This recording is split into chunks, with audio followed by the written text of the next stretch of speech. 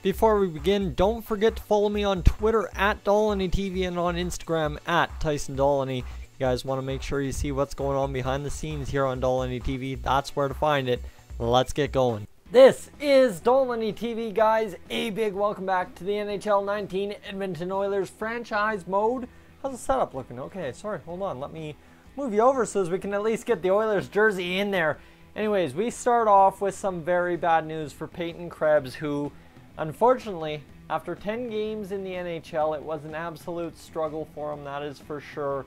He puts up no points, a -1, 13.44 ice on. You know what? It was just not his time, right? That's as simple as it becomes. Now we call up, obviously, our man down there in the minors, Jujhar, and hopefully get him back into our systems, right? Hopefully Jujhar comes up. He was excellent down there in the minors. Actually, let's go show you his minor stats because I just want to show you what exactly he did down there. 7 games played, 1 goal, 6 assists, 6 penalty minutes. He was a force out there. That's what we wanted.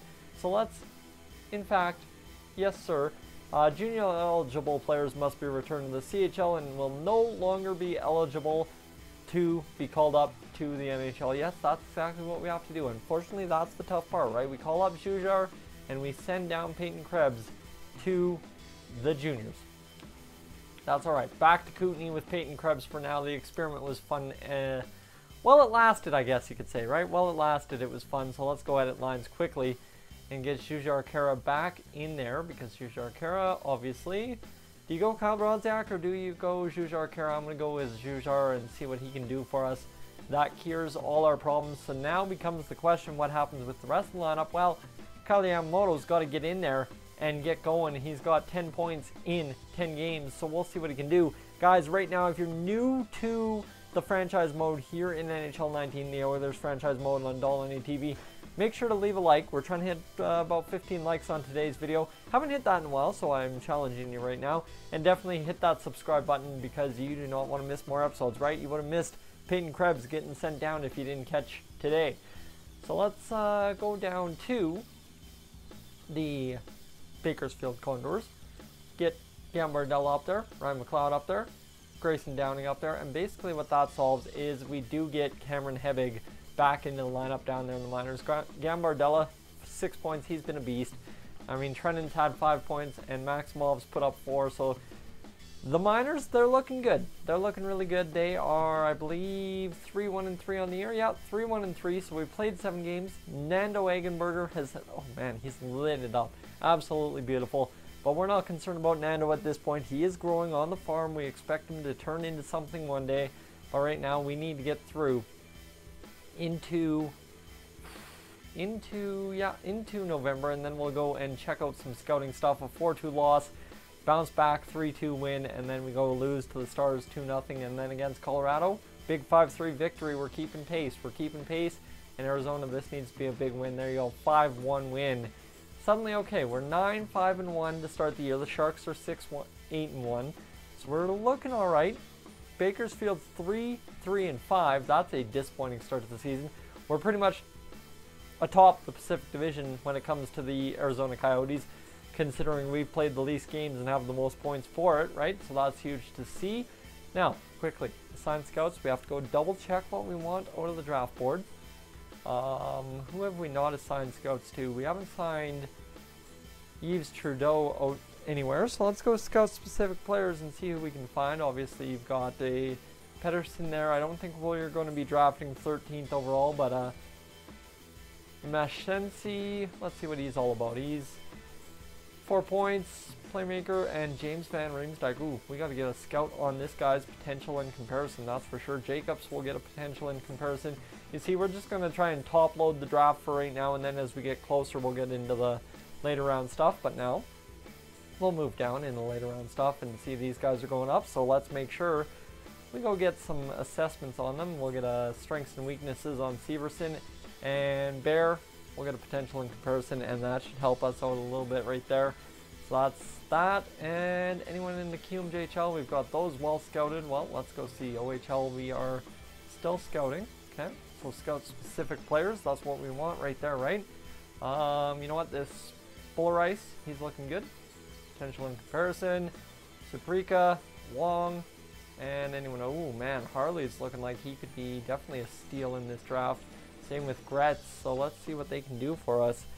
And there you go, see, scouting done, easy. We had a great draft last time. Of course, we were bailed out by Peyton Krebs, but I believe we still had a great draft regardless of getting Peyton Krebs or not. So let's see, Draisaitl, 17 points, Nuge 17, Johansson up to 14, so he's gotten it going. How about Kyler Yamamoto with 14?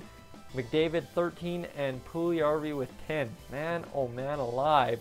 We are starting to see this team scoring goals, and who would have thought all it would take is putting Kyler Yamamoto in the lineup. Everybody's really got a lot of points, like Brodziak. Bear's the only man without points that has played all 15 games. That's huge. Kara's got 1.5 games. Okay, looking good. Goaltenders, this is where we're looking really decent. 924, 227. Good move by me to bring back Koskinen, 943, 178. He's really been a beauty, unlike in real life in the preseason where he's really struggled out of the gate, that's for sure. But I believe he's adjusting, and we should be fine to have a great backup in Koskinen this year in 2018, 2019 in real life. Either which way, San Jose, some Pacific Division opponents, we end up winning 4-2 and 5-0 now against the Ottawa Senators. Amateur scout calling feels like it'll be a good year for the draft. Yeah, probably. Considering we've got Alexis Lafreniere in there. 3-2 shootout win. Perfect. And a 4-3 loss. All right.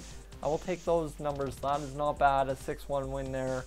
We're 13-6-2. We are lighting it up. Getting it done. Really looking good. How about Leon Draisaitl continuing to lead the way. 24 points in 21 games played. Guy is beasting out there. Nuge 23, 22 for Yamamoto, 21 for Johansson, 19 for Pool Party.